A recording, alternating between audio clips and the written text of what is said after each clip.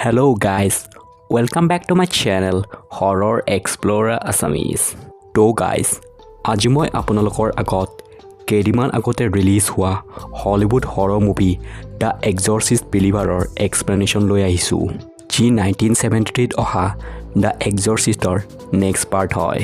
যদি আপোনালোকে 1973ত অহা দ্য এক্সৰচিষ্ট মুভিৰ বিষয়ে গম নাপায় তেন্তে মই কওঁ সেইখন ওৱান অফ দ্য মষ্ট ভয়ানক হলিউড হৰৰ মুভি হয়, যিখন চালে মানুহে এতিয়াও ভয় খাই উঠে। তো বেছি দেৰি নকৰি আহক দ্য এক্সৰচিষ্ট বিলিভাৰৰ এক্সপ্লেনেশ্যনলৈ। তো মুভিখনৰ ষ্টাৰ্টিঙত আফ্ৰিকাৰ ঠাই এখনত ভিক্টৰ নামৰ মানুহ এটাই তাৰ প্ৰেগনেণ্ট পত্নীৰ সৈতে ফুৰিব যায়। তাত তাৰ পত্নীক ল'ৰা এটাই পবিত্ৰ স্থান এটালৈ মাতি নি তিৰোতা কেইটামানে কিবা ৰিচুৱেল কৰি তাইক কয় ভগৱানে তোমাৰ সন্তানটোৰ মংগল কৰিব। ইয়াৰ পিছত তাই নিজৰ ঘৰত থাকে, কিন্তু হঠাৎ জোৰে ভূমিকম্প অহাত তাই বাহিৰলৈ ওলাই আহিব নোৱাৰে আৰু তাতে তাই আধা মৰা হৈ পৰি থাকে। সেইখিনি সময়ত ভিক্টৰে কিবাকৈ আহি পাই তাইক ডক্টৰৰ ওচৰলৈ লৈ যায়, কিন্তু ডক্টৰে কয় যিহেতু কণ্ডিশ্যন চিৰিয়াছ গতিকে আমি মাক বা সন্তানটোৰ এটাকে বচাব পাৰিম। কিন্তু তাই আধা মৰা হৈ পৰি থাকোঁতে তাই নিজৰ সন্তানটোক বচাব কোৱা কথাটো ভিক্টৰৰ মনত পৰে আৰু চিন শ্বিফ্ট হৈ 13 বছৰ পিছত দেখায়। ইয়াৰ পিছত আমি এঞ্জেলা নামৰ ছোৱালী এটাক ভিক্টৰৰ লগত দেখোঁ আৰু আমি দেখিয়ে বুজি পাওঁ ভিক্টৰে সেইদিনা ঘৈণীয়েকক নবচাই সন্তানটোক বচাইছিল। তাই নিজৰ মাকক সদায় মিছ কৰিছিল আৰু মাকৰ বস্তুবিলাক ভালকৈ চম্ভালি ৰাখি মাকৰ স্কাৰ্ফখন তাই নিজৰ লগত স্কুলত লৈ যায়, যাতে স্কুল খতম হোৱাৰ পিছত তাই নিজৰ বান্ধৱী কেটৰিনৰ সৈতে কিবা ৰিচুৱেল কৰি নিজৰ মাকৰ আত্মাৰ লগত কথা পাতিব পাৰে। কিন্তু দেউতাকে তাইৰ হাতত স্কাৰ্ফখন দেখি তাইৰ পৰা লৈ যায়। স্কুল খতম হোৱাৰ পিছত তাই কেটৰিনৰ লগত তাৰে ওচৰত থকা জংঘলৰ মাজত যায়। তাত থকা গুফা এটাৰ ভিতৰত সোমাই মাকৰ ফটো এখন লৈ মম এডাল জ্বলাই কিতাপ এখনত থকা ৰিচুৱেল অনুসৰি এইবিলাক কৰিব ধৰে। এইফালে ভিক্টৰে নিজৰ কাম শেষ কৰি ৰাতি ঘৰলৈ উভতি আহি দেখে এঞ্জেলা এতিয়াও ঘৰলৈ উভতি অহা নাই আৰু সি তৎক্ষণাতে তাইৰ লগৰবোৰক ফোন কৰে আৰু লগৰ এজনীয়ে কয় তাই সিহঁতক জংঘললৈ যোৱা দেখিছিল।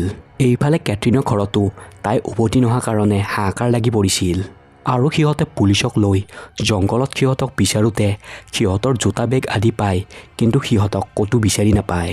এনেকৈ 3 দিন হৈ যায়, কিন্তু সিহঁতক কোনেও বিচাৰি নাপায়। কিন্তু সেই জংঘলৰ পৰা 30 কিলোমিটাৰ দূৰত থকা ভেড়াৰ গঁড়াল এটাত সিহঁতক এজন ল'ৰাই পৰি থকা পায়। সিহঁতক যেতিয়া হস্পিটেললৈ লৈ আহে ডক্টৰ পুলিচে সোধোতে সিহঁতে কয় সিহঁতে খোজকাঢ়ি যাই আছিল, তাৰপিছত বৰষুণ আহিল আৰু তাৰপিছত সিহঁতে একো নাজানে। কিন্তু সিহঁতে এইটো নাজানে যে সিহঁতে 3 দিন ধৰি নোহোৱা হৈ আছিল আৰু সিহঁতে জংঘলৰ পৰা খোজকাঢ়ি 30 কিলোমিটাৰ দূৰ যাই পাইছিল, য'ত সিহঁতে ভাবিছিল সিহঁতে জাষ্ট এদিনৰ কাৰণে নোহোৱা হৈছিল। ডক্টৰে সিহঁতৰ বডিৰ সকলো পাৰ্ট চেক কৰে, কিন্তু সকলো নৰ্মেলে থাকে। অকল ভৰিতহে অধিক খোজ কঢ়াৰ বাবে অলপ দুখ পাইছিল। তাৰপিছত সিহঁতক আমি অলপ বেলেগ আচৰণ কৰা দেখোঁ।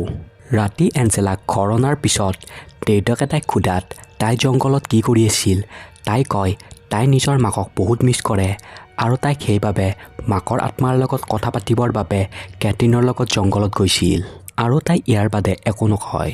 কিন্তু তাই কথাখিনি কৈ ভাবি থাকোঁতে সিহঁতৰ সেই মুহূৰ্তত সিহঁতৰ লগত পিশাচ এটাই সিহঁতৰ ওচৰত থকা দেখা পাওঁ।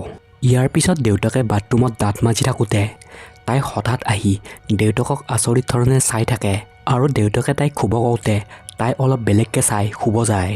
ৰাতিপুৱা দেউতাকে তাইৰ ৰুমত তাইক চাব যায় দেখে তাই গোটেই বিচনাখনতে পেচাব কৰি ভাহাই দিছে আৰু যেতিয়া তাইক উঠাই বাথৰুমত ধুব যাব কয় তাই বাথৰুমৰ পৰা নোহোৱা হৈ যায় আৰু বাথটাবটো গোটেই ক'লা পানীৰে ভৰি থাকে।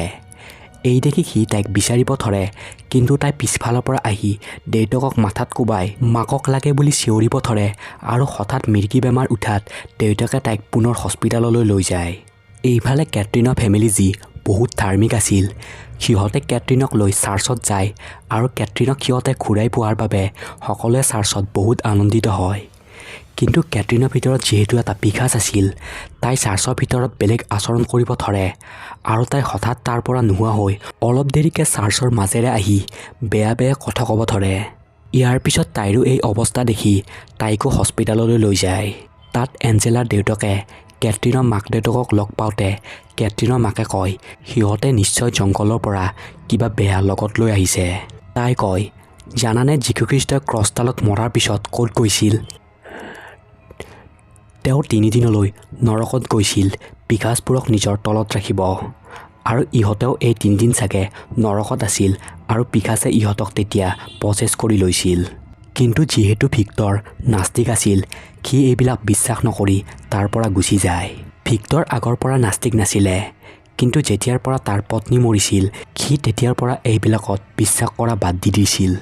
ৰাতি সিহঁতৰ ওচৰত থকা তিৰিটো যি সেইখন হস্পিটেলৰ নাৰ্ছ হয় তাই এঞ্জেলাক চেক কৰিব আহোঁতে তাইৰ ভিতৰত থকা পিশাচটোই তাইক কিবা কিবি কয় আৰু গোটেই বিচনাখন তেজেৰে লুতুৰি পুতুৰি হয়। এইফালে এঞ্জেলাৰ দেউতাকে তাইৰ অলপ মেণ্টেলি প্ৰব্লেম থকা বুলি ভাবি তাইক মেণ্টেল হস্পিটেলত থৈ আহে। হস্পিটেলৰ পৰা থৈ অহাৰ পিছত ভিক্টৰে ঘৰলৈ আহোঁতে তাক ওচৰৰ নাৰ্ছটোই লগ কৰি কয় এইখনে তোমাক বহুত সহায় কৰিব। কিন্তু সি কিতাপখন দেখি খং কৰে কাৰণ সেইখন এখন ধাৰ্মিক কিতাপ আছিল। কিন্তু তেতিয়া তাই ৰাতি তাইৰ লগত হোৱা ঘটনাটো কয়। তাই কয় তাই নাৰ্ছ হোৱাৰ আগতে এটা নান হ'ব ওলাইছিল, কিন্তু তাই তেতিয়া নান হ'ব ৰেডি হোৱা নাছিল আৰু তাই প্ৰেগনেণ্ট হোৱাৰ বাবে তাই নিজৰ ৰাস্তা সলনি কৰিলে। তাই কয় নান হোৱাৰ আগতে সকলোৱে এটা নতুন নাম ল'ব লাগে আৰু ময়ো মনতে এটা নতুন নাম ভাবি থৈছিলোঁ, কিন্তু এইবিলাক কথা মই কাকো কোৱা নাছিলোঁ। কিন্তু এইবিলাক সকলো কথা ৰাতি এঞ্জেলাই মোক কৈছিল। তাই এইবিলাক জানিলে কেনেকৈ? নিশ্চয় তাইৰ ভিতৰত কিবা আছে। এইবিলাক শুনি ভিক্টৰে ঘৰৰ ভিতৰত আহি তাই দিয়া কিতাপখন পঢ়ে।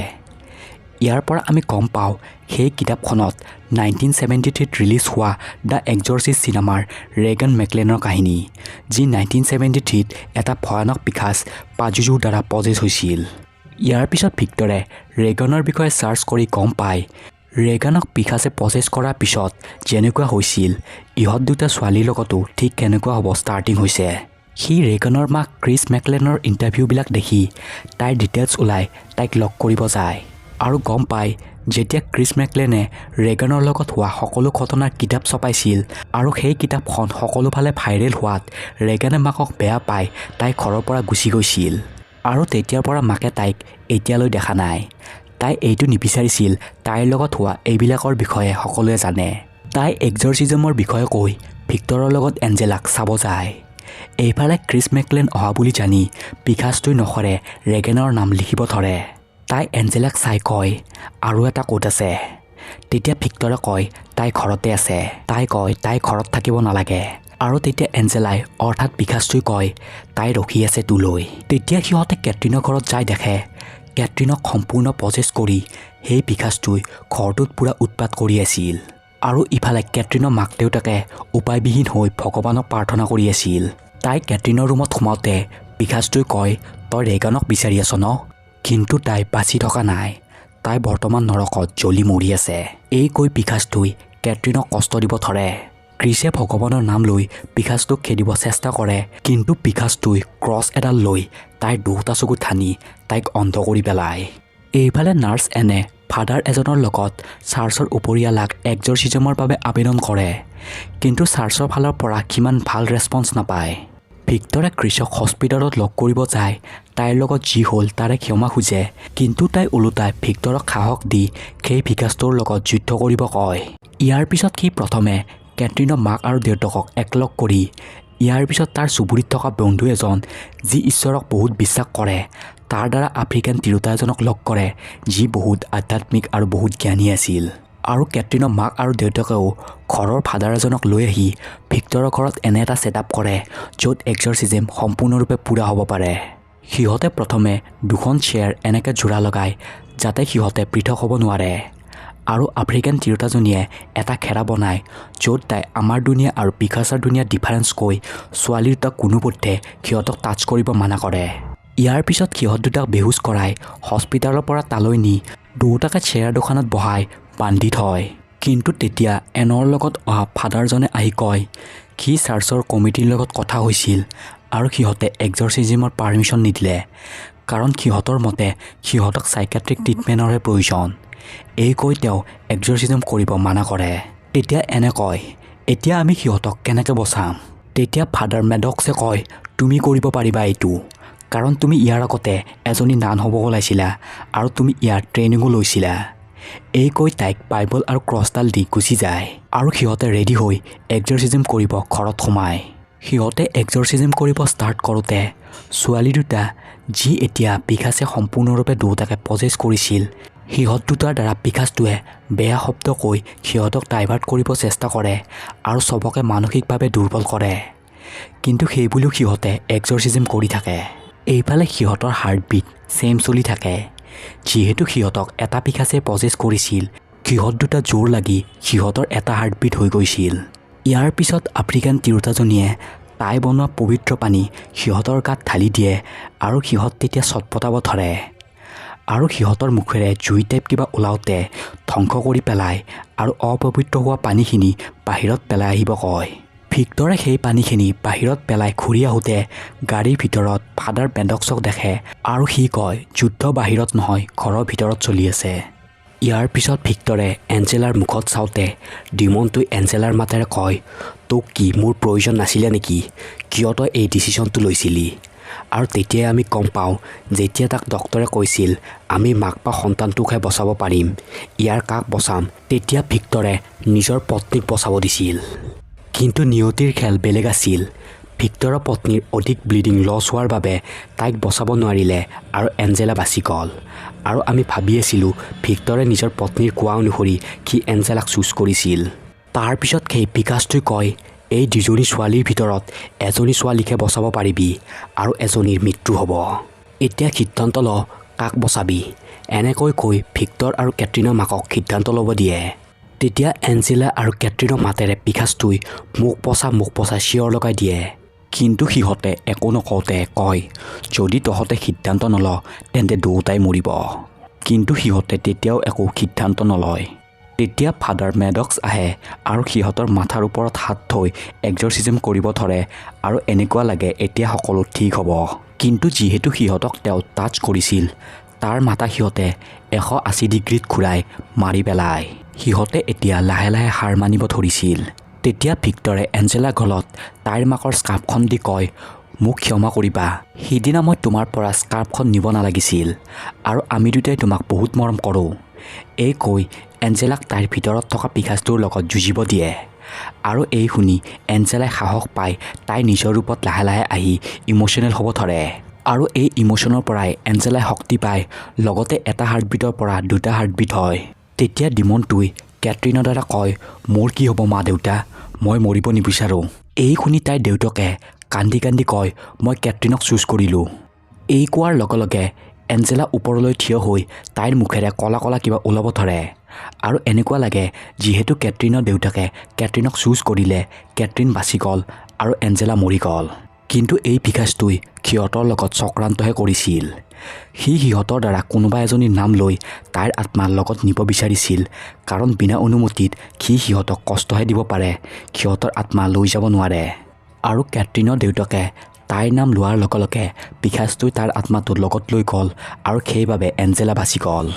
ইয়াৰ পিছত ছিটুৱেশ্যনটো লাহে লাহে নৰ্মেল হয়, কিন্তু এঞ্জেলা স্কুলত যাওঁতে সদায় কেটৰিনক মিছ কৰে আৰু সিহঁতৰ মাক দেউতাকেও এই ইনচিডেণ্টটো কেতিয়াও পাহৰিব নোৱাৰে। মুভিখনৰ এণ্ডিং চিনত ক্ৰিছ যিয়ে নিজৰ চকু হেৰাইছিল, তাই দৰজা খোলাৰ শব্দ শুনি কোন হৈ সোধোতে আমি ৰেগানক দেখা পাওঁ আৰু তাই মাকক সাৱটি লওঁতে মুভিখন ইয়াতে খতম হৈ যায়। এতিয়া তাই সঁচাকৈ আহিছে নে তাইৰ আত্মা সেইটো আমি মেবি ইয়াৰ আগৰ পাৰ্টত গম পাম। তো গাইজ এয়াই আছিল দ্য এক্সৰচিষ্ট বিলিভাৰৰ কাহিনী। আশা কৰোঁ আপোনালোকৰ এক্সপ্লেনেশ্যনটো চাই ভাল লাগিছে।